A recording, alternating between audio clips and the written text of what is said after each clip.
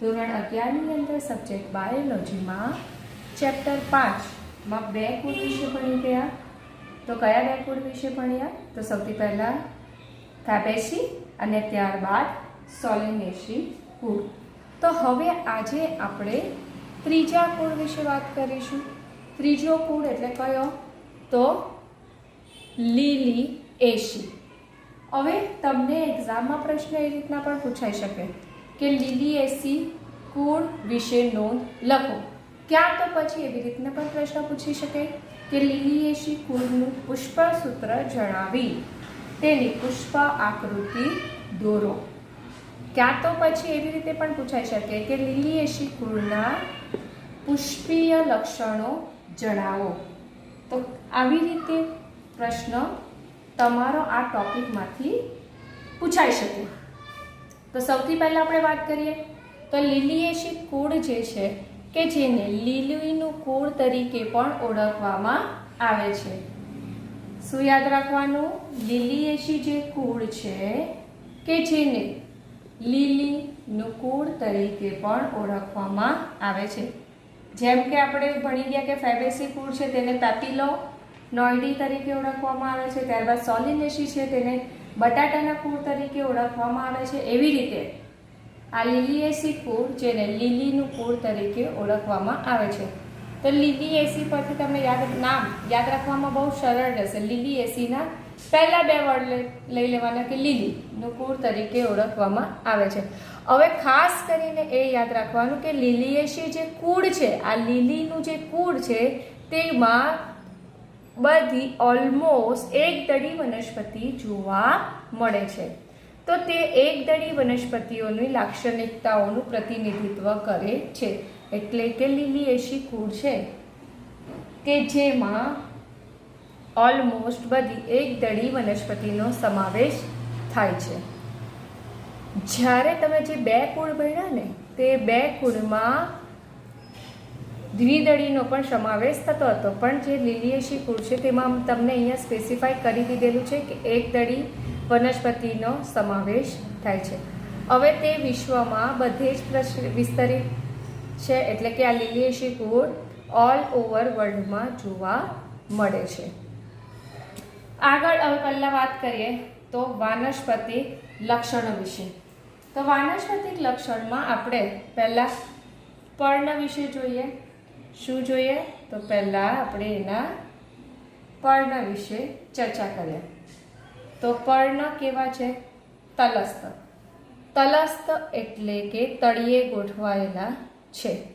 ત્યારબાદ એકાંતરિત પણ હોઈ શકે. એકાંતરિત એટલે તમને કીધું તેમ આવી રીતે એક ગાંઠમાંથી એક પર્ણ ઉદ્ભવે. રેખીય એટલે કે એક સરળ રેખામાં ગોઠવાયેલા હોય. અનુપર્ણીય એટલે કે અનુપ પ્રકારના ઉપપર્ણ પણ જોવા મળે છે. તમને ખબર જ છે વિદ્યાર્થી મિત્રો, ઉપપર્ણ કેવા હોય? તો નાના હોય છે. ત્યારબાદ એક દળી અહીંયા શબ્દ આવ્યો. અહીંયા એક દળી શબ્દ આવ્યો એટલે શિરાવિન્યાસ કેવો થશે? તો સમાંતર શિરાવિન્યાસ જોવા મળે છે. તો પર્ણ કેવા? તલસ્થ, એકાંતરિત, રેખીય, અનુપર્ણીય તથા સમાંતર શિરાવિન્યાસ ધરાવે છે. હવે આપણે વાત કરીએ તો પ્રકાંડની વાત કરીએ તો અહીંયા તમને ખબર જ છે ભૂમિગત પ્રકાંડ જોવા મળે છે. ભૂમિગત પ્રકાંડ એટલે કે ભૂગર્ભીય કણ. એટલે કે અહીંયા ભૂમિગત પ્રકાંડ જે છે કે જેમાં ખોરાકનો સંગ્રહ થયેલો હોય છે. જેમ કે તમે જોયા ને શક્કરિયા છે, શતાવરી છે, તેને શું કહેવાય? ભૂગર્ભીય કંદ કહેવામાં આવે છે કે જેમાં ભૂમિગત પ્રકાંડ જે હોય તે ખોરાકનો સંગ્રહ કરે છે. ત્યારબાદ વજ્રકંદ, સુરણ, બરાબર, અને ગાંઠામૂળી જેમાં તમારું એક્ઝામ્પલ છે આદુ કે જે ગાંઠામૂળી. એવા બધા પ્રકાંડના આ રૂપાંતરિત સ્વરૂપ છે. ભૂગર્ભીય કંદ, વજ્રકંદ અને ગાંઠામૂળી કે જે ભૂમિગત પ્રકાંડના રૂપાંતરિત સ્વરૂપ છે. અને બહુવર્ષાયુ છોડ છે. બહુવર્ષાયુ એટલે કે એનું આયુષ્ય બે વર્ષ કરતાં વધારે હોય છે. તો તો જેનું આયુષ્ય 2 કરતાં વધારે વર્ષનું હોય તો એને બહુ અર્શાયુ કહેવામાં આવે છે. તો અહીંયા તમારી પર્ણ અને પ્રકાર વિશેની ચર્ચા પૂરી થઈ. તો હવે આપણે વાત કરીશું પુષ્પીય લક્ષણોની. તો પુષ્પીય લક્ષણોમાં સૌથી પહેલાં આપણે શરૂઆત કરીએ તો પુષ્પ વિન્યાસથી. તો પુષ્પ વિન્યાસ એટલે કે પુષ્પની ગોઠવણી. તો પુષ્પ વિન્યાસ તરીકે વાત કરીએ તો એકાકી પણ હોય પુષ્પ વિન્યાસ, ક્યાં તો પરિમિત પણ હોય છે. કેવું? એકાકી ક્યાં તો પરિમિત પુષ્પ વિન્યાસ જોવા મળે છે. અને ઘણીવાર તો છત્રક જેવા પુષ્પમાં પણ પુષ્પ ગોઠવાયેલા જોવા મળે છે. છત્રક એટલે કે એક પુષ્પીય અક્ષ કે જેના પરથી આવી રીતે ઘણા બધા પુષ્પ ઉદ્ભવે છે. ને આવી રીતે છત્રીની જેમ કે છત્રીમાં એક સળિયો હોય કે જેની ઉપર આવી રીતે ગોઠવાયેલું હોય. ત્યારબાદ હવે આપણે વાત કરીએ પુષ્પ કેવું છે. તો પુષ્પ દ્વિલિંગી છે અને નિયમિત છે. તો કેવું હોય છે? તો ખાસ કરીને અરીય સમમિતિ જોવા મળે છે. તો અહીંયા શું આપેલું છે? નિયમિત આપેલું છે. તો નિયમિત માટેની આપણે સંજ્ઞા ડ્રો કરીએ તો નિયમિત માટેની સંજ્ઞા છે સર્કલ અને વચ્ચે પ્લસ. નિયમિત માટેની સંજ્ઞા શું છે? તો સર્કલ અને વચ્ચે પ્લસ. ત્યારબાદ પુષ્પ કેવું છે? દ્વિલિંગી. તો દ્વિલિંગી માટે સંજ્ઞા છે આ. હવે આપણે વાત કરીએ પરિપુષ્પ. જો આપણે શરૂઆત કરીએ શું કહેવાય? વજ્રચક્ર, ત્યારબાદ દલચક્ર, ત્યારબાદ પુકેશર ચક્ર અને એની અંદર સ્ત્રીકેશર ચક્ર આવેલું છે. પણ અહીંયા શું લખેલું છે? તો પરિપુષ્પ ચક્ર.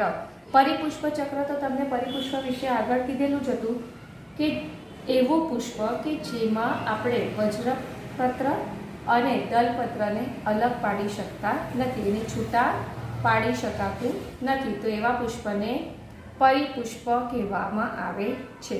તો પરિપુષ્પ કે જેની સંજ્ઞા શું છે? તો એની સંજ્ઞા છે પી. પરિપુષ્પની સંજ્ઞા છે પી. તો પરિપુષ્પ પત્ર કેટલા છે? તો 6. પરિપુષ્પ પત્ર ટોટલ 6. પણ અહીંયા 3+3 અરેન્જમેન્ટ જોવા મળે છે. એટલે કે 2 ચક્ર છે તો એક ચક્રમાં 3 છે અને બીજા ચક્રમાં 3 પરિપુષ્પ પત્ર જોવા મળે છે. 6, 3+3 ગોઠવણી ધરાવે છે. હવે ઘણીવાર ભેગા થઈને નલિકાકાર રચના બનાવે છે. જો તમે ધતુરાનું પુષ્પ કોઈ જોયેલું હશે તો જોજો કે એમાં દલપત્ર એકદમ જોડાયેલું છે. તો એને શું કહેવાય? કે ઘણીવાર આવી રીતે ભેગા મળીને નલિકાકાર રચના બનાવે છે. એટલે કે પરિપુષ્પ પત્ર જે છે તે જોડાયેલા પણ હોય છે ઘણીવાર, બરાબર, અને એ ભેગા મળીને નળી આકારની રચના બનાવે. ક્યાં તો ન પણ જોડાયેલા હોય પણ પરિપુષ્પ પત્ર જે છે, બરાબર. તો પરિપુષ્પ પત્ર કેવા છે? અહીંયા મુક્ત છે. મુક્ત છે એટલે કે એની ગોઠવણી કેવી રીતે થાય પરિપુષ્પ પત્રની કે આપણને પુષ્પ જે છે તે નલિકા આકારનું દેખાશે. અહીંયા કલિકાંતર વિન્યાસની વાત કરીએ તો ધારાસ્પર્શી કલિકાંતર વિન્યાસ જોવા મળે છે. તો અહીંયા તમને શું કીધું? પરિપુષ્પ પત્ર કેટલા છે? 6. પણ 3+3 ના એકમમાં ગોઠવાયેલું છે. 3+3 ના એકમમાં જોડાયેલું છે અને કેવું છે? તો યુક્ત છે, બરાબર. અહીંયા શું કીધેલું છે? ભેગા મળીને નલિકાકાર રચના બનાવે છે એટલે કે યુક્ત છે, બરાબર. તો અહીંયા આપણે લખીશું બ્રેકેટમાં 3+3. ચાલો ત્યારે હવે જોઈશું પુકેશર ચક્ર. તો પુકેશર ચક્ર કેટલા છે? એટલે કે પુકેશર કેટલા આવેલા છે? તો ટોટલ 6. પણ અહીંયા જે 6 આવેલા છે તે 2 ચક્રમાં ગોઠવાયેલા છે. 3+3 ના એકમમાં ગોઠવાયેલા છે. એટલે કે એક ચક્રમાં 3 અને બીજા ચક્રમાં 3 પુકેશર ગોઠવાયેલા હોય છે. હવે અહીંયા પુકેશર કયા પ્રકારનું છે? તો પરિલગ્ન પુકેશર જોવા મળે છે. પરિલગ્ન પુકેશર એટલે શું કહેવાશે કે પુકેશર જે છે તે પરિપુષ્પ સાથે જોડાયેલા હોય છે. તો પુકેશરો પરિપુષ્પ સાથે જોડાયેલા હોય એટલે એને શું કહેવાય તો પરિલગ્ન પુકેશર કહેવામાં આવે છે. તો અહીંયા શું થશે, કેટલા છે પુકેશર? તો ટોટલ પુકેશરની આપણે વાત કરીએ તો ટોટલ 6 છે. કેવી રીતે લખાશે? પુકેશર માટે સંજ્ઞા છે એ. કેવી રીતે ગોઠવાયેલા છે? તો 3 + 3. પણ અહીંયા પુકેશરો જોડાયેલા નથી એટલે આપણે લખીશું, અહીંયા બ્રેકેટમાં લખીશું નહીં.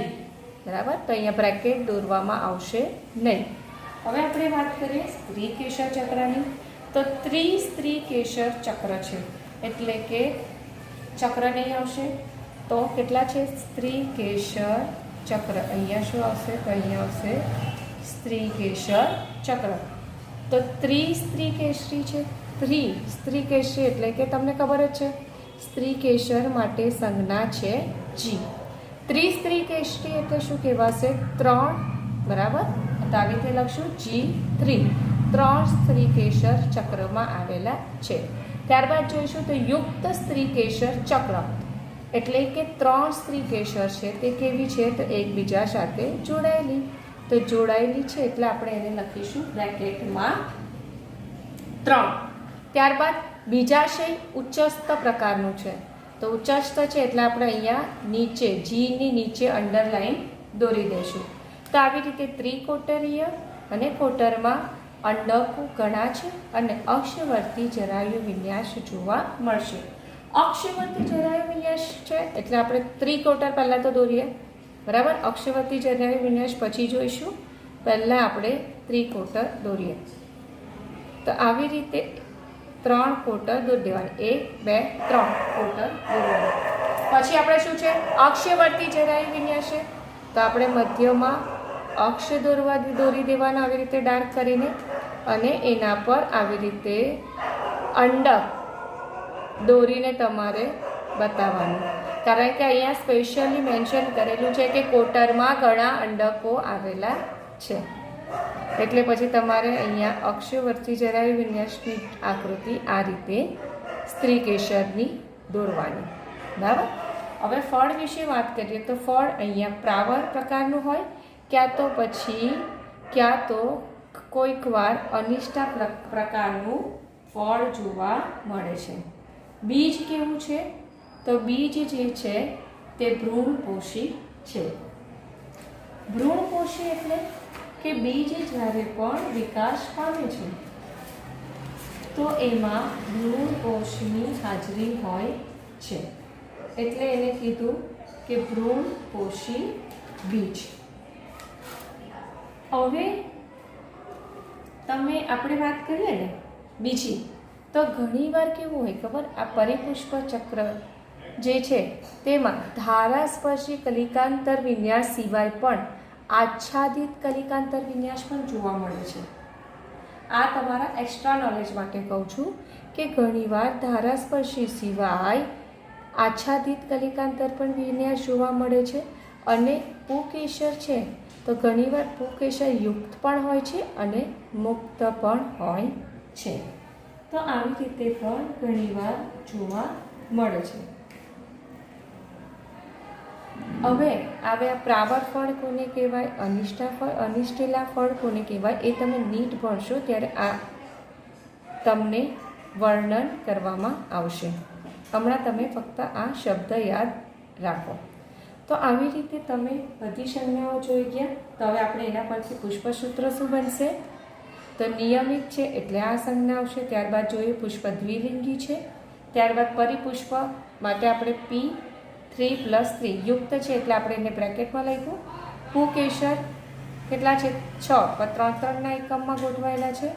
બીજું પુકેશર કેવા પ્રકારનું છે? તો પરિલગ્ન પુકેશર છે. પરિલગ્ન પુકેશર છે એટલે આપણે અહીંયા આવી રીતે ઉપર બ્રેકેટ દોરી દેવાનું. ત્યારબાદ તમને કીધેલું છે સ્ત્રીકેશર 3 છે, યુક્ત છે એટલે બ્રેકેટમાં લખીશું અને નીચે અંડરલાઈન કરી દઈશું. હવે આપણે જોઈશું કે ભાઈ આ જે પુષ્પ આકૃતિ કેવી રીતે દોરી શકાય. તો વિદ્યાર્થી મિત્રો, અહીંયા એક વસ્તુ લખેલી છે મેં, BR. BR શબ્દનો અર્થ થાય નીપત્રી, એટલે કે પુષ્પ કેવું છે? તો પુષ્પ જે છે તે નીપત્રી પ્રકારનું છે. તો ચાલો ત્યારે હવે આપણે આકૃતિ દોરીએ. તો અહીંયા આપણે મુખ્ય અક્ષ દોરી દઈશું. ત્યારબાદ 3+3નો એકમ છે, તો તમને કીધું તેમ ધારાસ્પર્શી પણ હોય અને આચ્છાદિત કલિકાંતર વિન્યાસ પણ જોવા મળે છે. ચલો ત્યારે તમને હવે સૂત્ર તો ખબર પડી ગયું છે. તો હવે આપણે દોરીશું પુષ્પની આકૃતિ. તો સૌથી પહેલાં આપણે દોરીશું મુખ્ય અક્ષ, બરાબર, જે ટપકા સ્વરૂપે દોરવાનું હોય. ત્યારબાદ આ બે પરથી આપણે અહીંયા મુખ્ય અક્ષ દોરી દઈશું. હવે આપણે આગળ વાત કરીએ તો કેટલા છે? પરિપુષ્પ 3+3ના અરેન્જમેન્ટમાં ગોઠવાયેલું છે. તો તમને 3+3 અને બીજી વસ્તુ તમારે કેવી રીતે દોરવાની? પુષ્પ કેવું છે? નિયમિત એટલે કે અરીય સમમિતિ, બરાબર. અરીય સમમિતિ એટલે તમે તો કેવી રીતે, હવે ધારો કે આ સર્કલ દોરો, અહીંયાથી કટ કરો, અહીંયાથી ધરી પસાર કરો, અહીંયાથી કે અહીંયાથી, તો પુષ્પની વહેંચણી સરખી થાય છે, બરાબર. તો એને અરીય સમમિતિ કહેવામાં આવે છે. તો એને દોરવા માટે આપણે પહેલાં 3 ચક્ર દોરીએ પરિપુષ્પના. તો આવી રીતે આ એક ચક્ર, હવે આ એક ચક્ર, ત્યારબાદ આ બીજું ચક્ર અને અહીંયા આ ત્રીજું ચક્ર. પરિપુષ્પનું એક ચક્ર દોરાઈ ગયું. હવે આપણે દોરી દઈશું બ્રેકેટ, બરાબર. હવે આપણે દોરી દઈશું આવી રીતે ત્રિકોણ. ચાલો, હવે દોરાઈ ગયું 3 ચક્ર. હવે આપણે દોરીશું બાકીના બીજા 3. તો તમને કીધેલું તેમ અમે ઓલવેઝ દોરવાનું કેવી રીતે? 2ની વચ્ચે 1. તો અહીંયા આ પહેલું, આ બીજું અને આ ત્રીજું.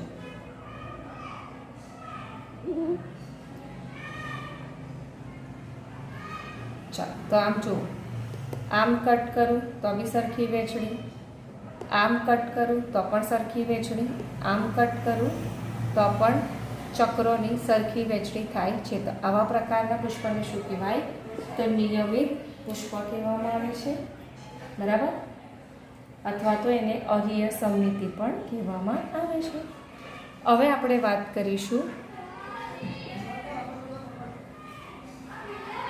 પુકેશની. પણ એ પહેલાં આપણે અહીંયા જોઈશું કે અહીંયા આપણે બ્રેકેટ દોરેલું છે. તો પુકેશ, આ પરિપુષ્પ પત્ર કેવા છે? જોડાયેલા છે. જોડાયેલા છે એટલે આપણે યુક્ત દોરવું ને.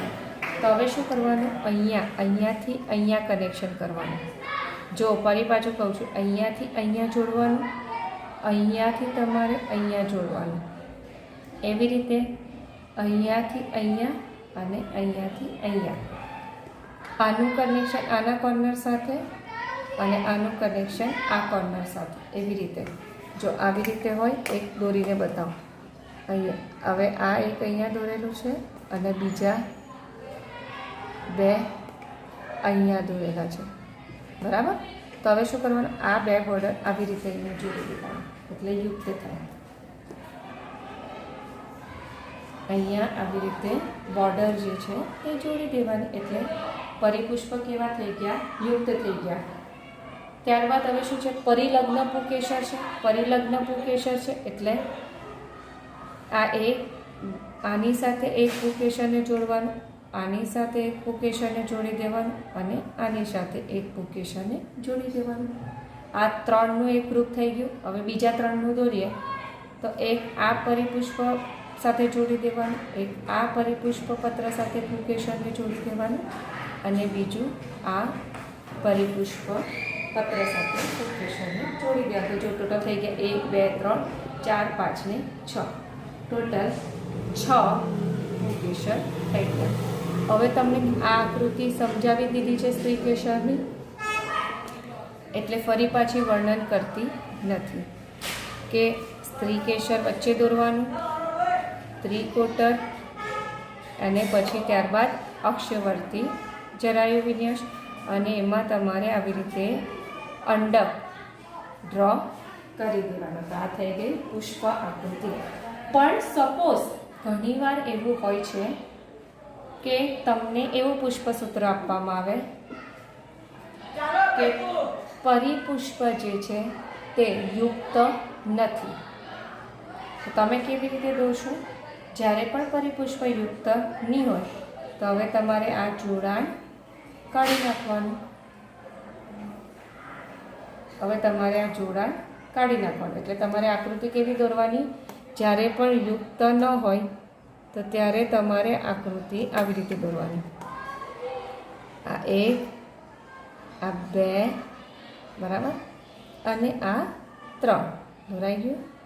હવે તમે એવું નથી જરૂરી દીકરાઓ કે ભાઈ કે આવી રીતે ત્રિકોણ જ દોરવાનું. ઘણીવાર તમે આવી રીતે પણ દોરી શકો, એવું જરૂરી હોતું નથી કે ત્રિકોણ જ દોરવાનું.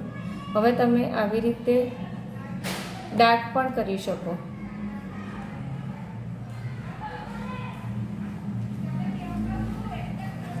બરાબર, આવી રીતે તમે ડાર્ક પણ કરી શકો. આ 3 થઈ ગયા અને આ બીજા 3.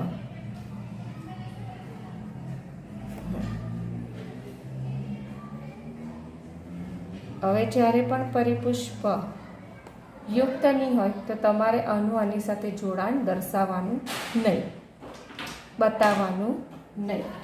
તો આવી રીતે પણ તમે આકૃતિ દોરી શકો છો.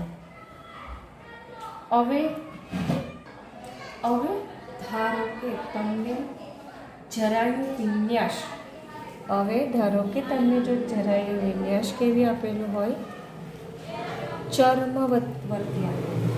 જ્યારે પણ તમને જરાયુ વિન્યાસ ચર્મવર્તી આપે તો તમારે શું કરવાનું? આવી રીતે સ્ત્રીકેશર દોરી દેવાનું અને અંડકો જે છે તે અહીંયા આવી રીતે દોરવાના. કારણ કે ચર્મવર્તી જરાયુ વિન્યાસમાં શું છે? તો બીજાશયની અંદરની દિવાલ પર અંડકો ગોઠવાયેલા હોય છે. ત્યારે સ્ત્રીકેશર તમારે આવી રીતે દોરવાનું. હવે જો તમને એવું કે જરાયુ વિન્યાસ જે છે તે મુક્ત કેન્દ્રસ્થ છે, તો મુક્ત કેન્દ્રસ્થ જ્યારે પણ હોય, કયું? મુક્ત કેન્દ્રસ્થ. તો જ્યારે પણ જરાયુ વિન્યાસ તમારું મુક્ત કેન્દ્રસ્થ હોય તો ત્યારે તમારે દોરવાનું આ રીતના. આવી રીતે સ્ત્રીકેશર દોરી દેવાનું અને આવી રીતે મધ્યમાં કેન્દ્ર દોરી દેવાનું અને આવી રીતે તમારે અંડકો દર્શાવી દેવાના.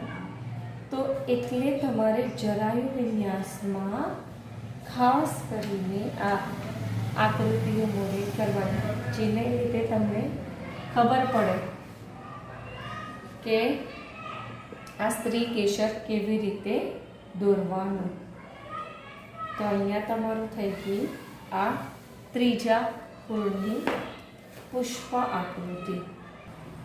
હવે જો તમને કીધેલું છે ધારાસ્પર્શી કલિકાંતર વિન્યાસ, તો અહીંયા જો આ જે 3 એક એકમમાં જે 3 પરિપુષ્પ પત્ર ગોઠવાયેલા છે તો તેમની આ જે ધાર છે તે અણિયા વિના એકબીજાની બાજુમાં ગોઠવાયેલી છે. એવી રીતે બીજા 3 પરિપુષ્પ પત્ર છે કે જેમની ધાર આવી રીતે બાજુમાં તો ગોઠવાયેલી છે પણ એમની આ ધાર એકબીજાને અડકતી નથી. પરિણામે કેવું કીધેલું છે કલિકાંતર વિન્યાસ? ધારાસ્પર્શી કલિકાંતર વિન્યાસ, કે આવી રીતે લગોલગ ગોઠવાયેલા હોય છે. તો વિદ્યાર્થી મિત્રો, બહુ કન્ફ્યુઝ થવાની જરૂર નથી. તમારે ખાસ કરીને સંજ્ઞા યાદ રાખવાની અને તમને જે 3 કુળ સમજાવેલા છે અને એમાં 3 કુળની આકૃતિઓ કેવી રીતે દોરવાની છે એ કીધેલું છે. તો એ પ્રમાણે તમારે એ આકૃતિઓ દોરવાની. જેટલું વધારે વિચારશો એટલું વધારે તમે કન્ફ્યુઝ થશો. એટલે તમે જ્યારે પણ કુળ યાદ રાખો ત્યારે તમારે આ સૂત્ર યાદ રાખવાનું. જો સૂત્ર યાદ રહેશે તો તમને આકૃતિ દોરવામાં બહુ સરળ રહેશે. કારણ કે તમે જેટલું વિચારશો ને કે આવી રીતે હોય તો આવું કેમ, તો તમે એટલા જ કન્ફ્યુઝ થશો. એટલે તમે ફક્ત 3 કુળ યાદ રાખો અને એ 3 કુળની આકૃતિઓ કેવી રીતે દોરવાની છે એ યાદ રાખો. તો તમે આ પુષ્પસૂત્ર યાદ રાખશો તો તમને વર્ણન બહુ સરળતાથી કરી શકશો. તો વિદ્યાર્થી મિત્રો, આપણું અહીંયા ચેપ્ટર 5 જે છે તે પૂરું થાય છે. તમને ચેપ્ટર 5માં પ્રશ્ન દરેક ટૉપિકના કઈ રીતે પૂછાઈ શકે છે તે પણ કીધેલું છે. તો એ તમારે ખાસ ધ્યાનમાં રાખવાનું. અને જો આ કોઈ પણ ટૉપિક રિલેટેડ તમને જો ક્વેરી હોય ને તો તમારે ડાયરેક્ટ વોટ્સઅપ મેસેજ કરવાના, ક્યાં તો પછી તમે મને કોલ કરીને પણ પૂછી શકો છો. તો અહીંયા આપણું ચેપ્ટર પૂરું થાય છે. Thank you.